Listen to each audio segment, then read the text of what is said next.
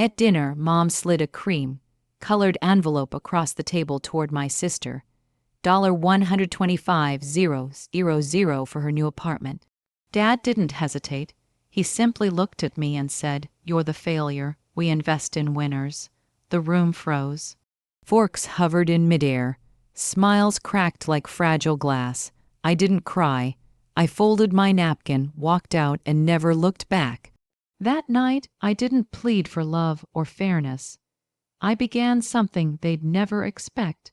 3 years later, my sister drove past my property, slammed on the brakes, and shouted into the phone, "Dad, you have to get here now." When I was 11, I built a suspension bridge from wire and drinking straws for the state science fair. It held the weight of a thick textbook. I won first place. I still remember standing on that gym stage, scanning for my parents, 2 empty chairs in the front row. They were in Portland that weekend, cheering for my sister at her beauty pageant. That night, I brought the medal home, proud and glowing. Dad glanced at it once, then turned up the TV. "Strange girl," he muttered. "What kind of daughter plays with machines?" Mom didn't respond. She just stroked Leila's hair as my sister proudly displayed her Little Miss Sunshine trophy under the living room lights. That moment stayed lodged in me like a splinter. It wasn't the words. They could be ignored. It was the quiet that followed, the silence where love should have been. As I grew older, I realized love in my family came with a price tag.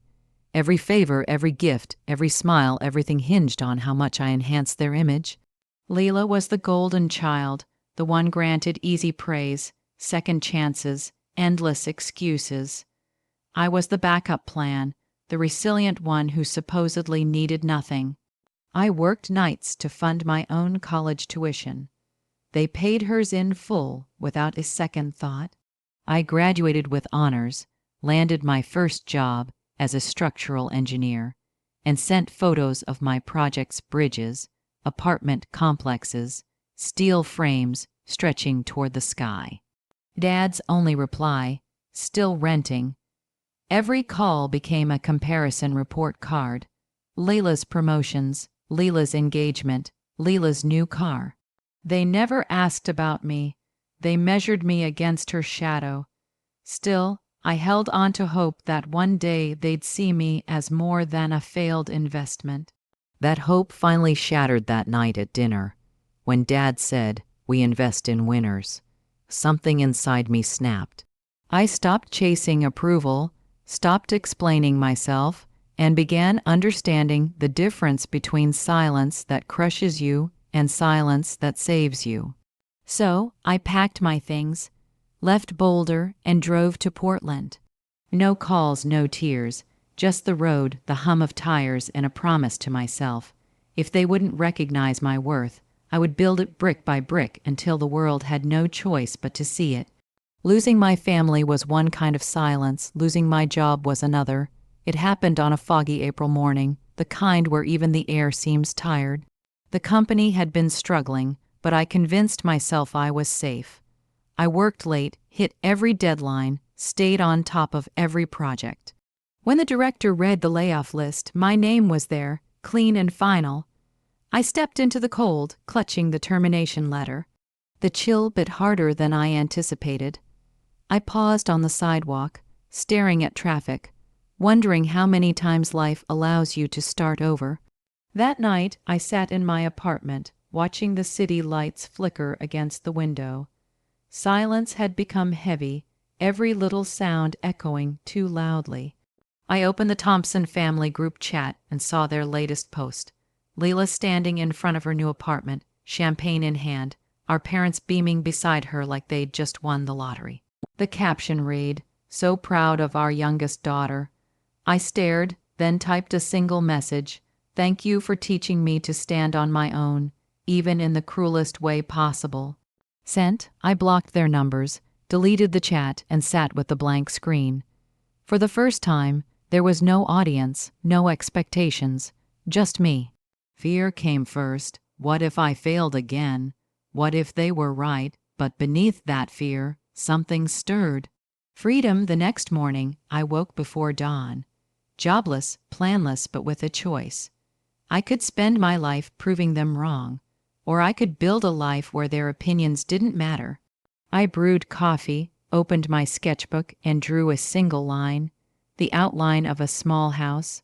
I didn't know it then, but that line was the first step of everything that followed. The first weeks after losing my job blurred together cold coffee, rejection emails, and a silence so loud the refrigerator hummed like company. I applied everywhere, from small construction firms to design studios, but the city felt frozen. Portland was still recovering from the recession. No one was hiring. One afternoon, I found myself in a tiny cafe called Franklin's Corner. Dim lights, chipped furniture, and the scent of burnt espresso clung to the air like regret. I sat at the back, half working on my laptop, half wondering how long I could pretend everything was fine. Then the owner appeared, a man in his 50s, silver hair, paint-stained hands. "You're Clara Thompson, right? The engineer." "Used to be," I said, startled. "Used to be, huh? I could use someone like you. This cafe is falling apart, and I've got about $1,200 left to fix it. Interested? Not enough to cover rent." But there was trust in his tone, earnest and steady. I nodded. For the next few weeks, I practically lived there, repainting walls, rearranging furniture, rewiring lights, redesigning the layout to make the tiny cafe feel twice as big. Reclaimed wood for the counter, pendant lights, mirrors to bounce light across the room. When we finished, Franklin stood in the middle, eyes glistening. "It feels alive again," he whispered. "You've got magic in your hands, kid." A local magazine ran a small feature, a forgotten cafe revived by local engineer. One photo showed me behind the counter, paint, streaked jeans, tired but proud. By morning, my inbox overflowed with requests, small businesses, even homes, asking for my help. I didn't have a company, just my sketchbook and a few tools, but I said yes. One project took me to a quiet town west of Portland, renovating an old brick house for a retired veteran. There, I met the engineer inspecting the foundation, Lucas Reed. Tall, broad-shouldered, calm gray eyes. "You're the designer?" he asked. "Yes." "And you're the one making sure it doesn't collapse?" he chuckled. "Then we'll get along fine." Weeks passed in quiet rhythm, measuring beams, debating layouts, sketching on scraps of paper. Sometimes we didn't speak for hours. One day, crouched on the floor, redrawing a plan, he handed me a water bottle. "You forget the world when you work," he said. "That's the point." I smiled, eyes on the design. "You look at a house like it has a soul." I laughed softly. Later that night, lying in bed, his words echoed. When the project ended, Lucas invited me to dinner near Willow Lake. Over warm bread and red wine, we spoke not just of buildings, but of fear, failure, and the strange peace of starting over. I told him about losing my job and walking away from my family. He didn't pity me. "You don't need their approval, Clara. You already built something they can't touch." For the first time in years, someone saw me. Not the version my family dismissed, but the woman I fought to become. Weeks later, he called unexpectedly. "Crazy idea. Ever thought about designing a home that generates its own energy? Small, self-sufficient, sustainable." I froze. "The dream buried long ago. The one Dad deemed too risky." "Yeah," I said, "I have." "Then maybe it's time," he replied. We called it the Eco Home Project. Months later, we found a small acre plot along the Washington coast. The owner, Henry Caldwell, an older man with kind eyes and quiet sadness, said, "I planned to build here once, but my wife passed." I explained our plan. He nodded slowly. $80,000. I'm lowering the price. You'll make it something worth living in. Lucas covered the rest. I couldn't afford it alone. "No strings," he said, "just partnership. We pitched a tent in the clearing, where pines whispered and the ocean wind carried salt and rain. Every morning, coffee on a portable stove, then work until our hands blistered. Grass cut, stones cleared, foundation laid by hand. I named it Evergreen Cabin 6, 120 SQFT, solar panels, rainwater system, handcrafted wood from a dismantled barn. Everything sustainable, everything reclaimed just like me.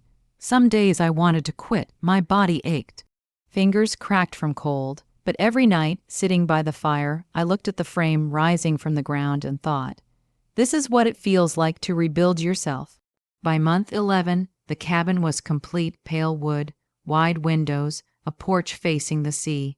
When sunlight hit it just right, it seemed alive. I posted a single photo online, built this myself. By morning, it had gone viral. Comments poured in, you made me believe again. You turned pain into something beautiful. For the first time, the world saw me as I'd hoped my parents would. I shook my head. Revenge would mean I still care what you think. I don't. The wind whispered through the pines, carrying the scent of wildflowers across the porch. Leela stood a few steps back, tears glistening in her eyes as she watched. Dad's shoulders slumped, and his voice cracked as he said, we were wrong. Mom buried her face in her hands and quietly wept. I didn't step closer. I didn't need to. I don't need to forgive you to be free, I said softly. I already am. They left soon after. The SUV disappeared down the gravel road, and the forest returned to its quiet rhythm. I stood on the porch, heart racing not with anger, but with release. Lucas draped an arm around my shoulders. You okay? He asked. I gazed toward the trees, sunlight turning the cabin walls golden. For the first time, I felt completely seen. A week later, a cream-colored envelope arrived. No return address, just my name in my father's careful script. Inside was a letter and a photo of our childhood home with a "for sale" sign out front. His words trembled. We loved you in the wrong way. Through fear, through comparison, we're starting over. And for the first time, we are proud of you. I didn't cry. I didn't reply. I stepped outside, breathing in the fresh scent of pine and rain, and planted a young sapling near the porch. A new beginning rooted in peace. Lucas joined me, holding a small walnut box he had carved from the first tree we felled for the cabin. Inside rested a simple wooden ring. Clara Thompson, he said quietly, will you keep building with me? I laughed through tears. Only if we draw the blueprint together. That evening, as the sun dipped behind the forest, I wrote one last line in my journal. They gave her $125,000. They gave me silence, but silence became my foundation. The wind rustled through the trees like a promise. Sometimes, revenge isn't about making them pay. It's about showing them your happiness without needing their approval. My parents gave me silence, but that silence taught me everything about strength, boundaries, and peace. If you've ever been told you'll never make it, I hope my story reminds you. You can build a life from the ground up, one that no one can take away.